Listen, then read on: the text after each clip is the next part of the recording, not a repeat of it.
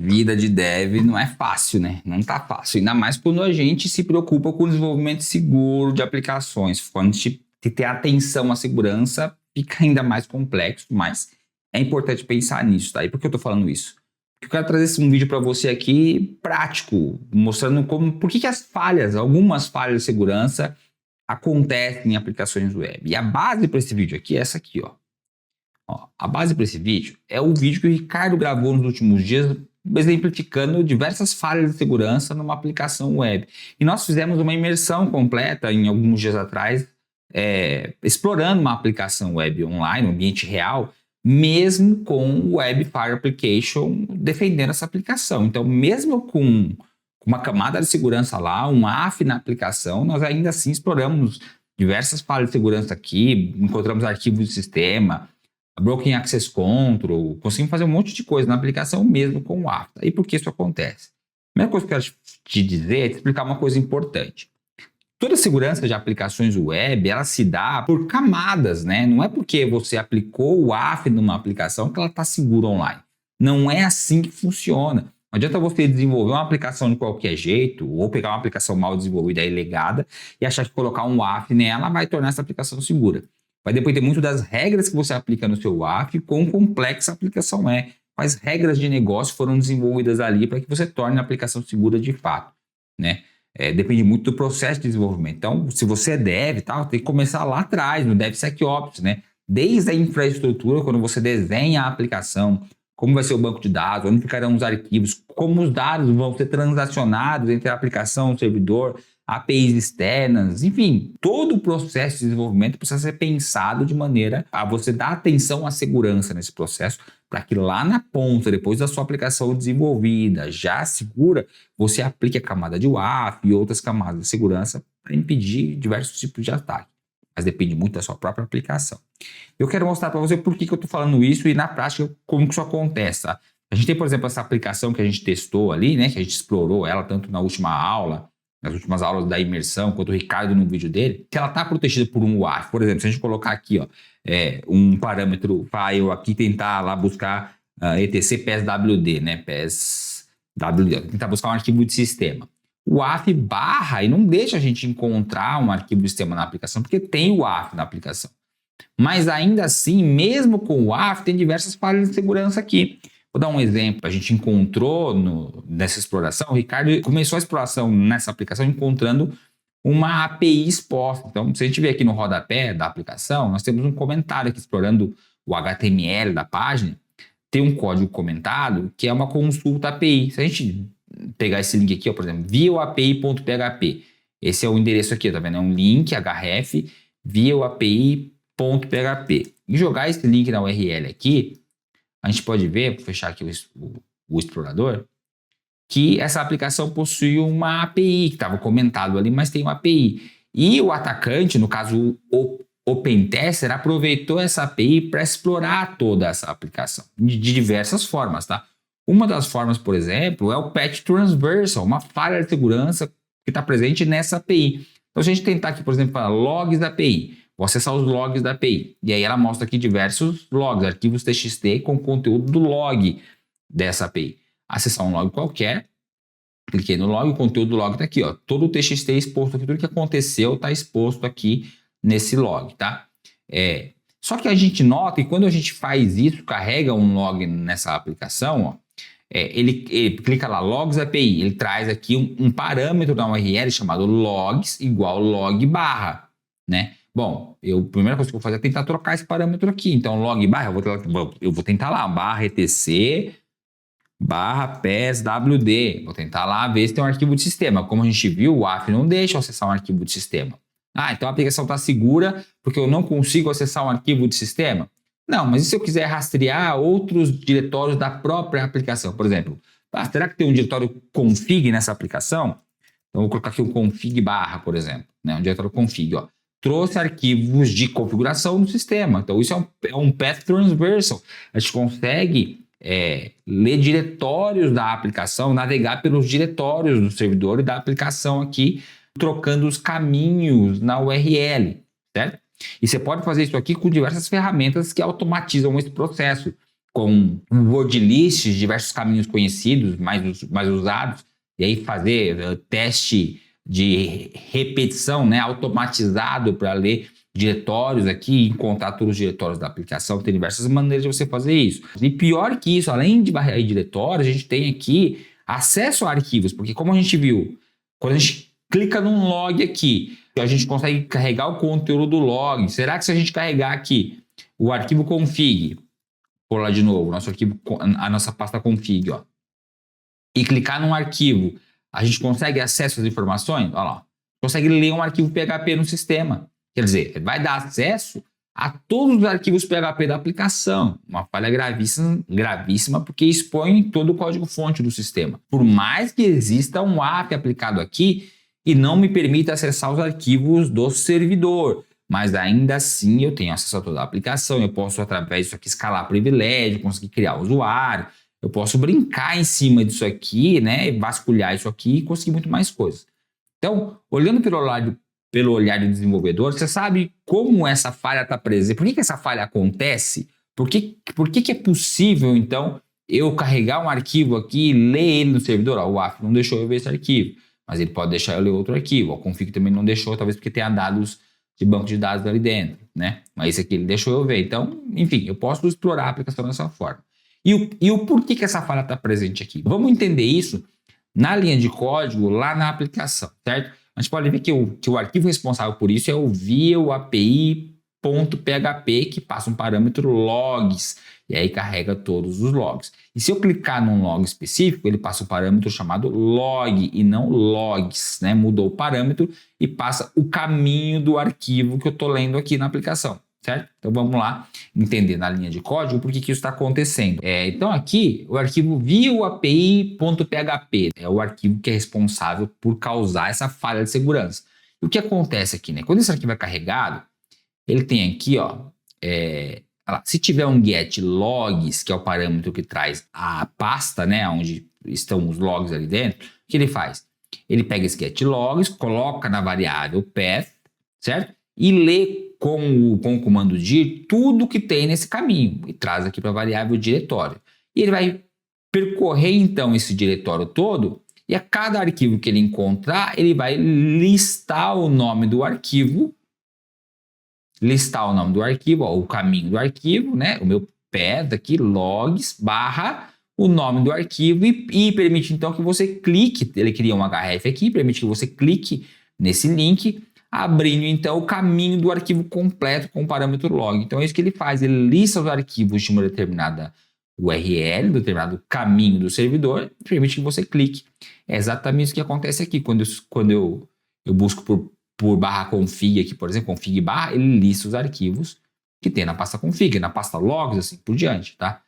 Para que isso não aconteça, para que eu não possa vasculhar essa pasta config, como eu estou vendo logs, eu só deveria acessar conteúdos da pasta logs e não de outras pastas, certo? Então, o que eu tenho que dizer para o sistema é o seguinte: se existe a pasta se existe o parâmetro logs, né, que é esse parâmetro aqui em cima, eu não vou interpretar o que está escrito aqui na URL. Eu não posso passar o caminho dos arquivos que eu quero visualizar diretamente na URL, permitindo a falha. Então, dá para entender o porquê que a falha está acontecendo, porque no momento do desenvolvimento, o desenvolvedor pegou o caminho da URL, ao clicar no link logs API, ó, o link desse botão logs, vamos aqui no nosso arquivo para a gente entender, logs API, aqui ó.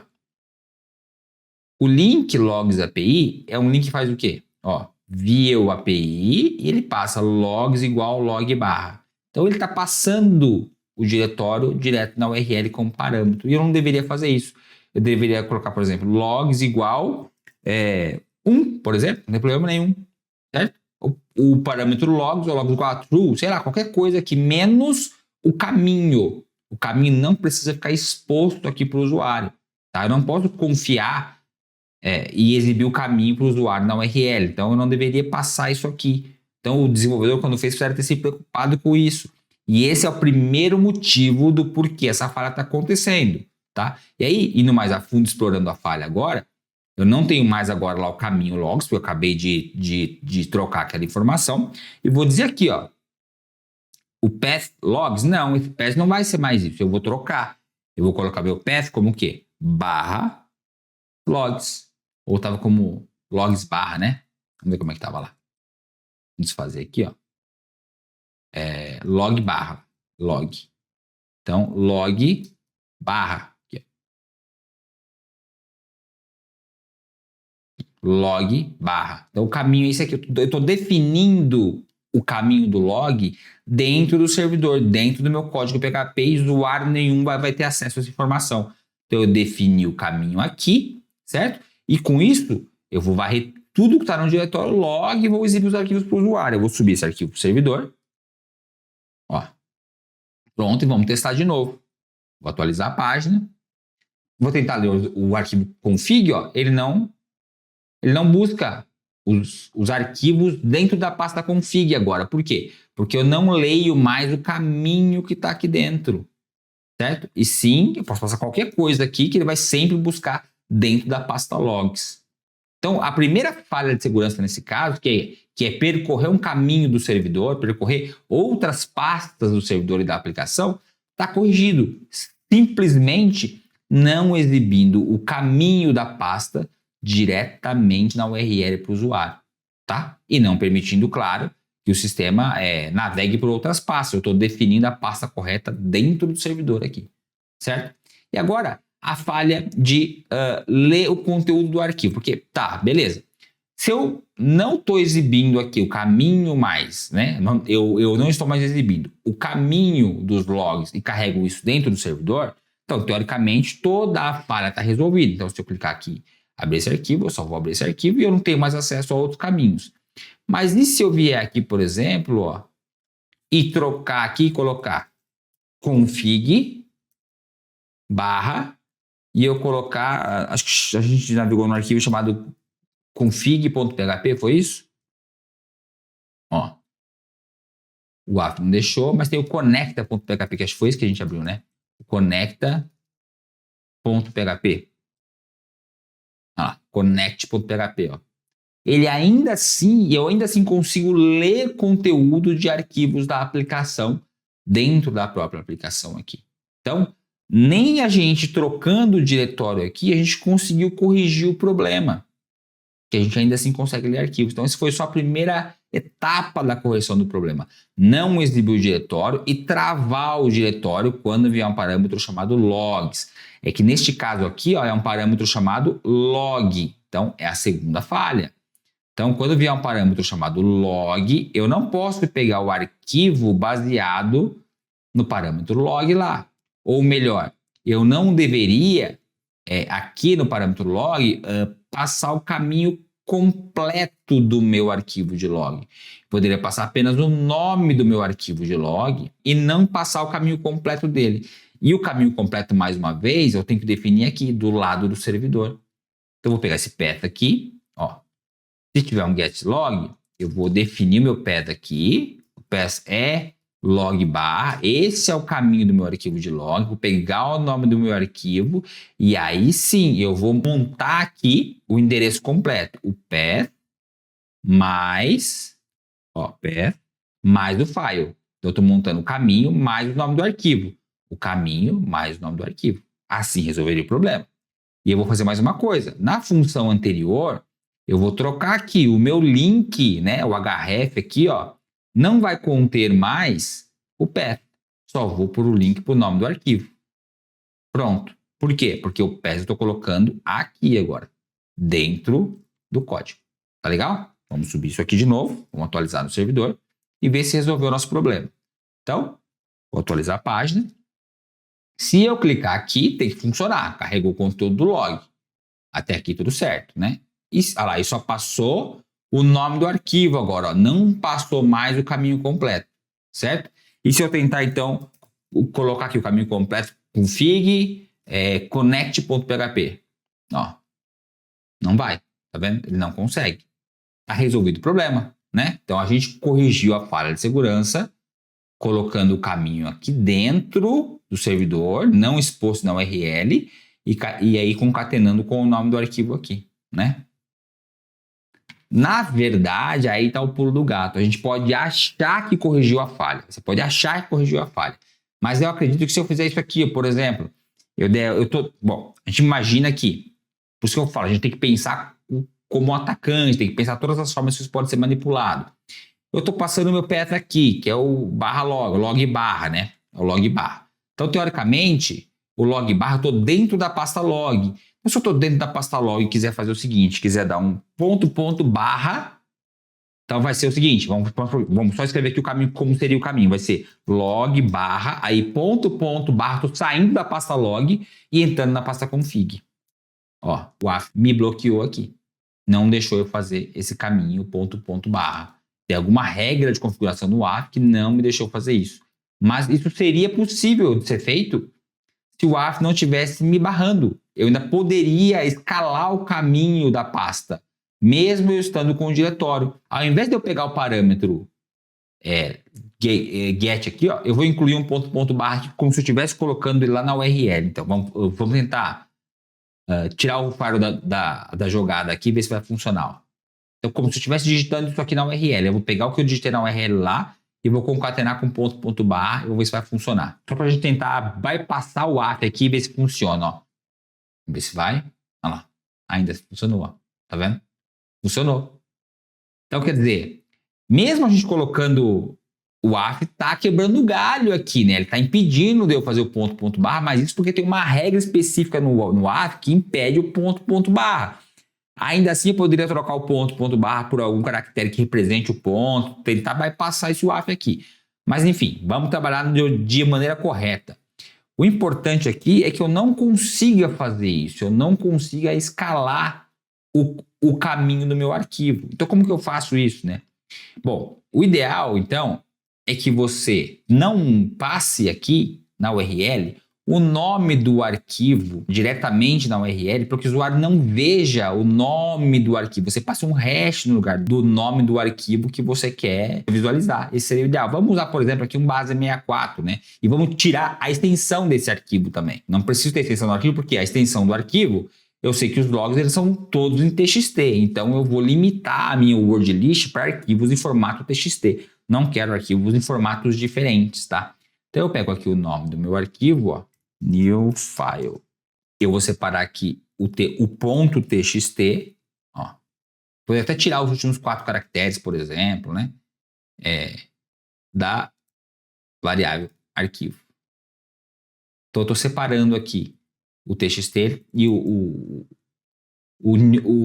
new file 0, né? Que vai vir, ele vai criar um array, né? Tirando o txt aqui.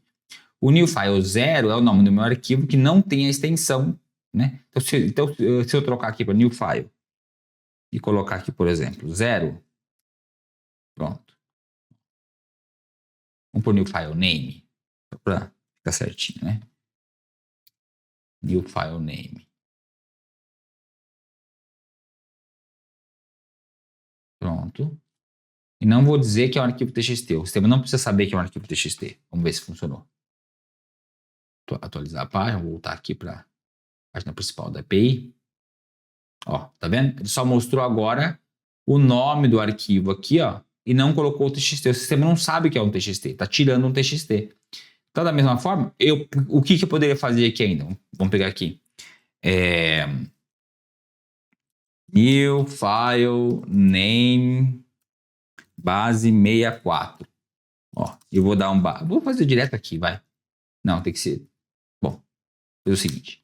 Vou pegar aqui base 64 encode, vamos por aqui, ó, base 64 encode. Vamos tornar esse arquivo aqui, esse nome de arquivo em base 64 encode. Tá? Eu estou encodando o nome do arquivo para a base 64. Não mostrando assim o nome do arquivo original. Ó. Opa. Eu vou mostrar, na verdade, o arquivo original na lista, para ter uma ideia de datas de nome de arquivo. Tá? Mas não vou... Opa, aqui ficou errado. Mas não vou colocar isso no link. Vamos lá. Pronto. Ó. Pronto. Agora, se você ver a URL desse arquivo agora, Eu vou clicar para a gente ver, ó. Não vai carregar porque vai dar problema, não vai achar, ó. A URL do arquivo, ó, tá vendo? Ó, é um base 64. Não é mais o nome original do arquivo. Então eu estou escondendo o nome original do arquivo. E aqui, quando eu receber esse nome de arquivo aqui, eu tenho que fazer a mesma coisa. O meu file aqui, eu vou precisar fazer o quê? Dar um base 64 decode aqui. Então, base 64 decode. E eu vou voltar o nome do arquivo para o nome original do arquivo e vou incluir aqui no path o quê? Um ponto .txt. Porque eu tirei o ponto .txt também do arquivo. E você pode aplicar qualquer hash, tá? Só apliquei o base 64 encode decode para a gente ver que o base 64 eu vou conseguir criptografar o nome do arquivo em base 64, depois decodificar o nome desse arquivo. Mas você pode usar qualquer algoritmo de criptografia para criptografar o nome dos seus arquivos, variável, o que quer que seja, tá? Na hora que eu clicar no arquivo agora, ele consegue abrir o log do arquivo normalmente, mesmo na URL lá, ó, não passando mais o nome do arquivo original, certo? E se eu tentar fazer aquela tramóia que a gente fez aqui, né? De incluir aqui no meu file aqui, ó. O que a gente fez aqui? A gente colocou um ponto barra, né? Ó. Aí não seria aqui que ele já está decodificando o nome do arquivo, né? Seria ser aqui. Se a pessoa tentar lá, se não tivesse o ARF, né? E tentasse colocar aqui, ó, no getFile ponto barra, não vai funcionar, porque ele vai dar um decode no ponto barra e vai dar um caminho, um nome de arquivo completamente diferente. Então, mesmo que a gente tentar fazer isso aqui, ó, para burlar o ARF, vai, porque o ARF não está deixando a gente pôr o ponto barra aqui, mas vamos por aqui, ó. Config log igual aqui, config barra connect, ó. Não funcionou. Ele está tentando decodificar o nome do arquivo e não está conseguindo, né? Então não vai achar o arquivo aqui, porque o ponto barra está sendo decodificado pela base 64. Então, mesmo que não tivesse o ARF, ou que o ARF estivesse desativado, o usuário estivesse colocando um ponto barra aqui na URL, não ia funcionar. Ele vai barrar, barrou. Justamente porque a gente não está mais usando o nome do arquivo aqui. Então, essa foi uma maneira, claro que isso aqui pode ser muito melhor, não quero me aprofundar em técnicas de implementar aqui um algoritmo de criptografia para criptografar o nome do arquivo e tal, mas é uma das coisas que a gente pode fazer. O ideal aqui é que você tenha o mindset, a sua cabeça tem que ser voltada para a segurança, imaginando que eu não posso expor nome de arquivos, não posso expor caminho de arquivos na URL, eu tenho que lidar ao máximo, esconder as informações e exibir só o que o usuário precisa ver, ele não precisa ver nada além disso, tá? Então nesse caso aqui, é uma maneira da gente evitar que isso aconteça. Uma outra coisa importante que você poderia fazer aqui, inclusive, era verificar se o que você está decodificando depois quando você recebe é um número de fato, né? E se o que você está decodificando aqui for um número, porque os arquivos de log são baseados apenas em números, né? Você deixa passar. Se não tiver apenas número, não passa. É validar os dados, né? Enfim, para saber se realmente o que você está recebendo é o que você espera receber aqui, tá? Então, essa é uma falha de segurança que a gente já resolve aqui simplesmente mudando aqui para hash, evitando que o caminho fique exposto, tá? Essa é a mentalidade. E você entende o porquê que a falha de você conseguir navegar por diretórios da aplicação e em conteúdo de arquivos está acontecendo aqui. É por isso que essa falha acontece, porque o desenvolvedor chumbou o nome do diretório na URL, né? Expôs o nome do arquivo e assim por diante, expôs dados sensíveis na aplicação, tá? Uma outra falha importante que a gente encontrou aqui é a falha aqui de a gente conseguir, então, acessar os dados da API, né? Então, eu estou logado na API aqui, eu consigo acessar, então, os dados de pedidos, por exemplo, né? Eu consigo acessar aqui os dados de comissões, por exemplo. Então, posso acessar dados baseados na API aqui.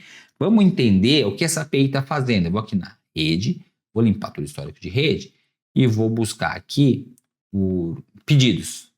Ó, Então ela chama aqui o arquivo via API data, vou ampliar aqui, ó, e está fazendo um post para o arquivo via API data. E está passando o que no payload? Ó? O token de acesso e os source orders. Então ela passa o token da API aqui no post. Aqui publicamente eu estou vendo esse token aqui, certo? E o orders. E na exploração que foi feita nessa aplicação, se a gente vier novamente aqui, eu vou atualizar a página. E na exploração que foi feita na aplicação, foi rastreado aqui todos os arquivos que a aplicação carrega, tudo bonitinho e tal. E aí foi encontrado aqui o arquivo JavaScript da aplicação. A gente viu aqui lá na imersão. Se você não viu a imersão, pode voltar no YouTube. Se estiver disponível, ainda você vai conseguir assistir a imersão. Se não estiver disponível, os alunos Black da DSEC têm acesso à imersão completa. Enfim, está aqui, ó, o app.js. E nesse app.js, eu vou dar um busca aqui por token. Na verdade, eu vou buscar por API, que acho que vai ser mais fácil. Via API, ó. Pronto, aqui, ó. Via API data. Ela faz um post para via API data, passa o token, ó. Eu nem precisei usar a API para encontrar isso aqui no arquivo app.js. Então, qualquer usuário que explorasse a aplicação aqui, explorasse esse arquivo app.js, vai ver o token chumbado no arquivo app.js. Isso permite fazer com que qualquer usuário possa realizar uma requisição para API, passando o token que é conhecido agora e um source qualquer, tá? Se a gente for no view API data.php, a gente vai ver, vamos lá, ó. View API data, ó. Nós temos aqui dois sources. Vamos tentar fazer uma requisição para essa API. Vamos fazer o seguinte, ó. Eu vou pegar minha requisição aqui, vamos ampliar, vamos voltar um pouquinho aqui. Eu vou fazer uma requisição aqui, ó. Eu vou escolher aqui pedidos. Tem uma requisição que me extrai todos os pedidos do sistema, certo? Vou pegar aqui essa requisição do view API data. Vou copiar essa requisição. Espera aí. Está meio lento aqui. Pronto. Vou copiar como fetch, tá? Vou abrir meu console aqui. Ó. Vou subir aqui para você enxergar, ó. Ah, eu tô na frente, né? Espera aí. Pronto. Aí. Aqui, essa é a requisição, tá vendo? Ele passou o token e o orders. Eu vou trocar esse order por qualquer coisa, ó. Fazer a requisição. Aí, se a gente olhar aqui, view API data.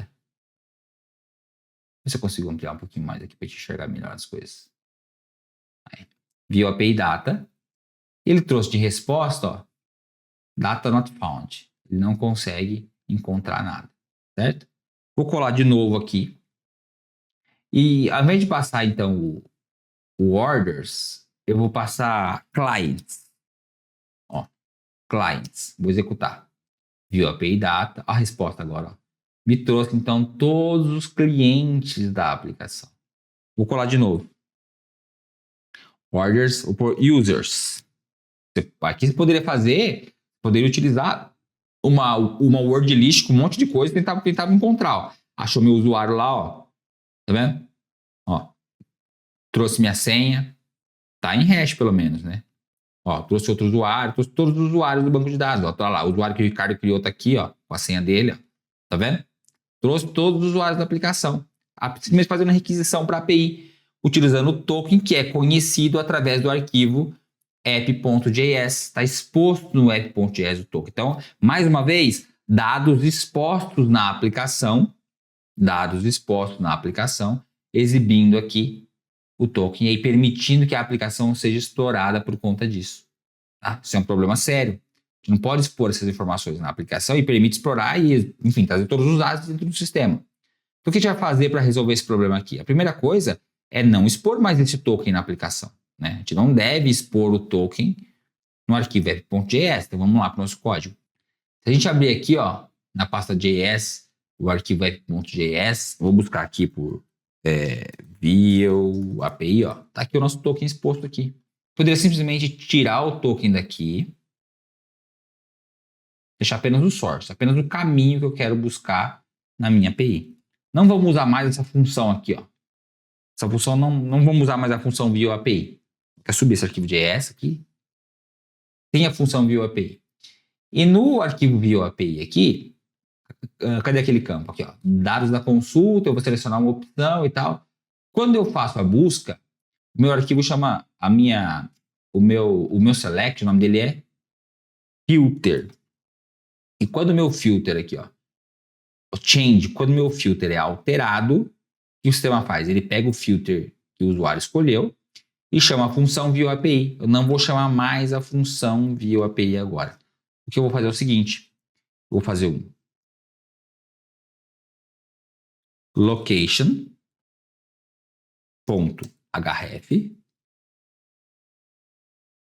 igual.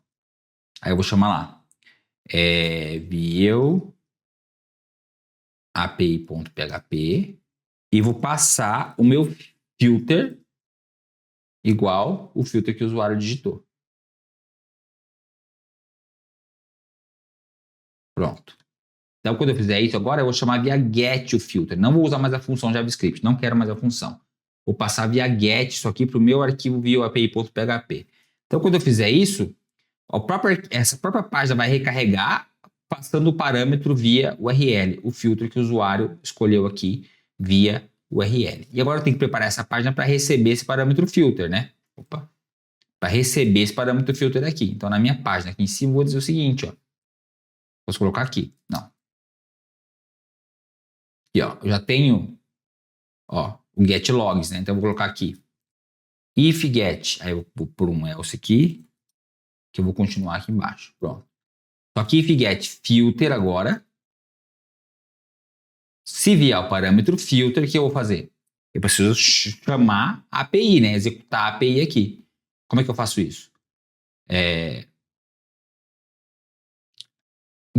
Get API, o token e o source. Ó, só para exibir os dados da API. Echo function, o function já está incluso aqui em cima, functions, ó.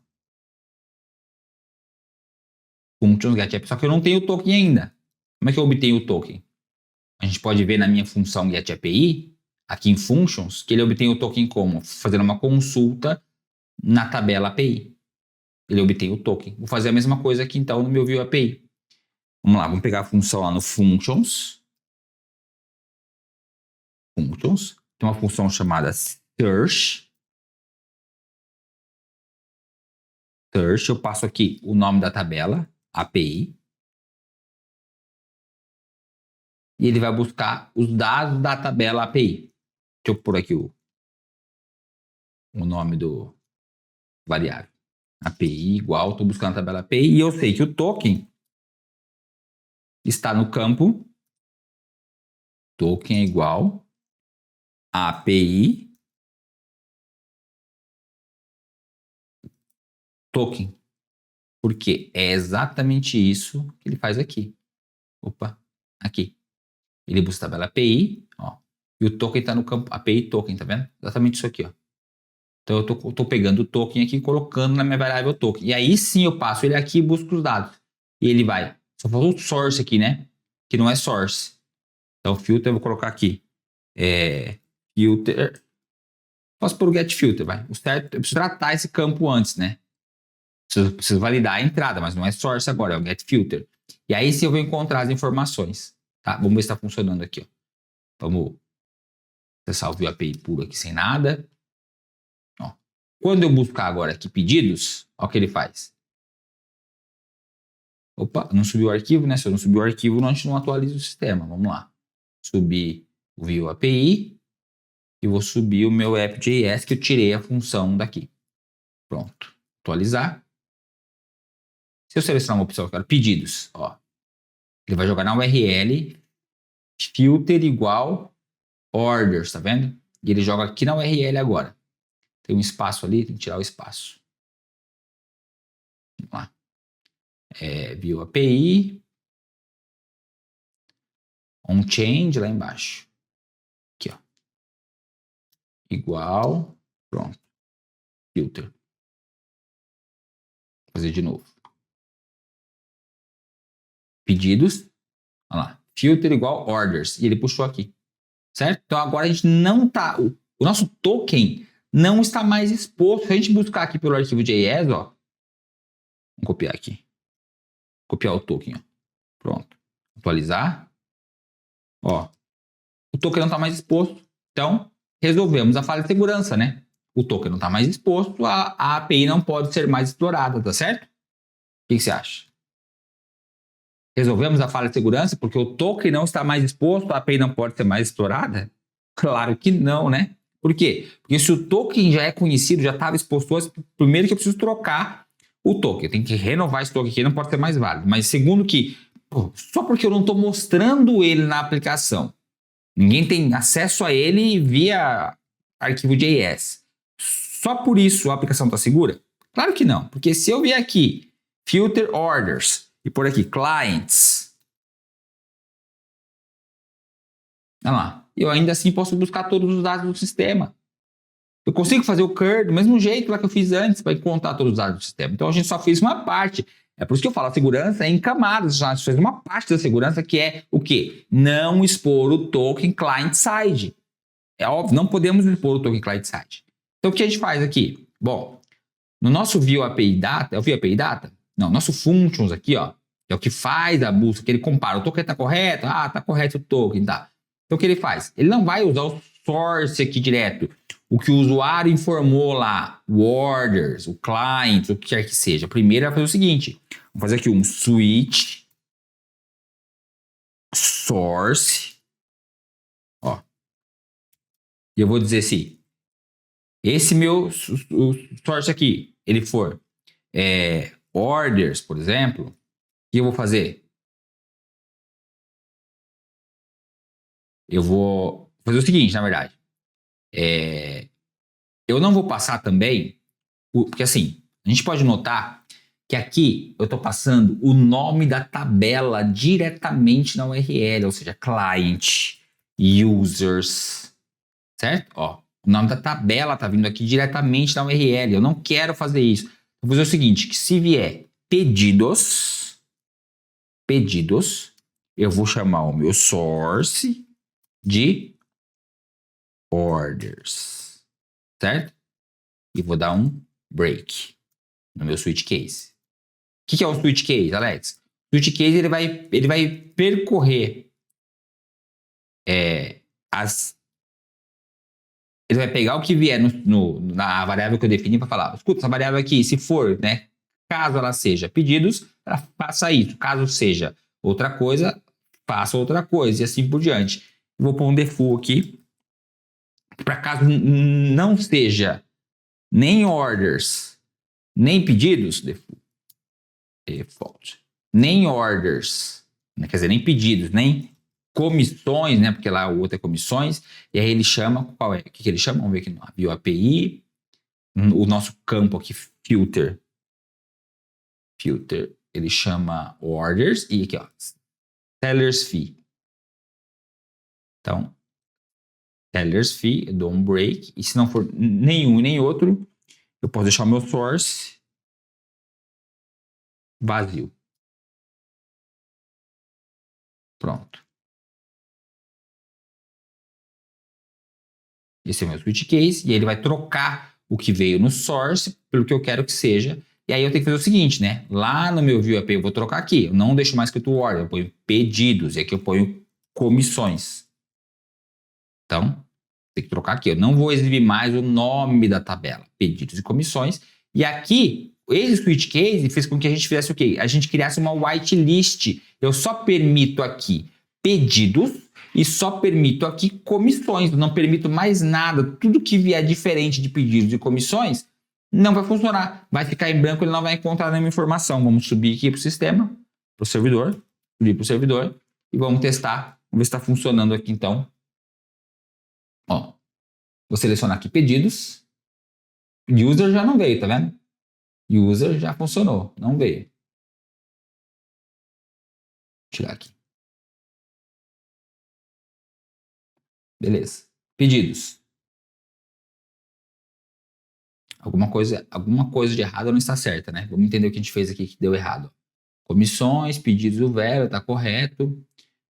No Functions, Suite Source, Case Pedidos, está correto. Select from Source. O que a gente fez de errado aqui? Vamos ver lá na nossa função, né? Já estava correto. O filter, vamos voltar lá. Vou explorar aqui a aplicação e ver o que está acontecendo. Ó. Quando a gente escolhe aqui uma opção, comissionar, tá dando um erro aqui, ó. Tá vendo? Ele não pode achar a view API a referência para a função. A gente não atualizou aqui? Filter on change, view API.php filter. O view API.php filter, quando ele recebe aqui o parâmetro filter, get filter, escreve o filtro. A função get API está correta. Atualizar.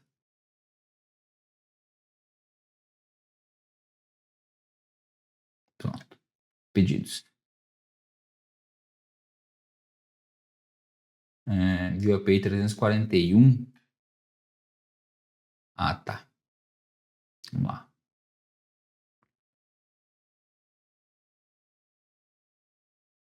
Let data igual view API filter.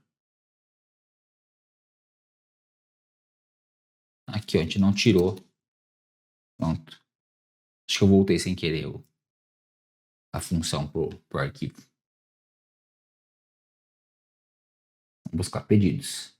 Ó, passa pedidos agora na URL e traz os pedidos. Se eu passar aqui o item comissões, ele leva comissões e traz os dados de comissões. Se eu colocar aqui o clients, que a gente testou lá, clients,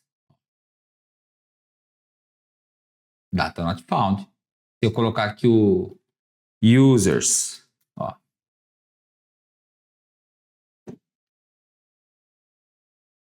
data not found, entendeu? Então, agora sim, a nossa brecha de segurança aqui, que permitia que nós acessássemos todos os dados de todas as tabelas, está resolvida. Por quê?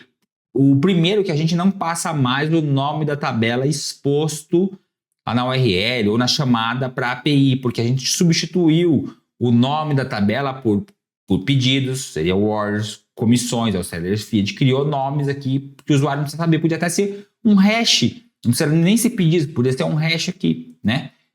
E criamos uma whitelist que só permite acessar dados de tabelas específicas, tá? Então, corrigindo essas duas principais falhas de segurança, que era a exploração do Path Transversal, né, o acesso a caminhos, diretórios da aplicação, visualizar em texto puro o código de arquivos PHP. Todo mundo sonha em ter uma falha que mostre o código PHP em texto puro, né? Todo mundo sonha em ter uma falha dessa, que aí consegue, enfim, entender a aplicação toda. E corrigindo também o acesso ao banco de dados, exibindo as tabelas, já corrigimos grande parte das falhas encontradas. Claro que se você vê a imersão completa, tudo que a gente fez na imersão e no vídeo do Ricardo, tem muito mais falhas encontradas aqui, né? Tem um Broken Access Control ainda, que vai permitir acessar recursos de um usuário que não é legítimo. Tem muita falha para corrigir aqui ainda. Mas se a gente ficar corrigindo todas as falhas da aplicação, a gente vai passar dias aqui estudando o código e corrigindo falha. Então eu quis mostrar diretamente na prática, direto ao ponto, nessas duas falhas principais e mais importantes. Por que elas acontecem na aplicação? Porque quando você está explorando uma aplicação web, um ambiente online, digital, você tem que imaginar por que aquilo está acontecendo. Eu sei que existe a falha. Você, explorando a aplicação como pentester, encontrou a falha. Ou você, como dev, recebeu um relatório de um pentester falando, olha, tem essa falha na sua aplicação. Você tem que entender por que a falha está acontecendo. E aqui a gente conseguiu entender que, olha, primeiro eu estava exibindo dados sensíveis na aplicação. Segundo, eu não tinha whitelists para minhas coisas, né? O whitelist eu só vou receber informação que eu aceito receber. Tudo que for diferente daquilo não passa. Não posso usar o blacklist, que é criar o que eu quero negar, né? O que eu vou negar, o que eu não vou aceitar. porque eu não vou aceitar muito mais coisas do que o que eu vou aceitar. É uma lista infinita, então eu não posso. Eu tenho que sempre criar listas em cima do que eu aceito, do que eu permito, que é a minha whitelist. A gente criou o whitelist para a API, criamos o diretório dos arquivos de log, definimos ele via servidor, nunca via client-side. E muito importante, nós não fizemos aqui, nessa correção que a gente trabalhou, mas muito importante é a validação de dados. Usar funções, dependendo da linguagem que você trabalha aí, para validar se a informação que você está recebendo é o que você esperava receber. Se é só números, tem que vir só números, né? Se é um nome de arquivo que tem uma extensão específica, é só aquela extensão que você deve permitir, não outras. No nosso caso, a gente retirou a extensão porque era desnecessário exibir a extensão do arquivo para o usuário final.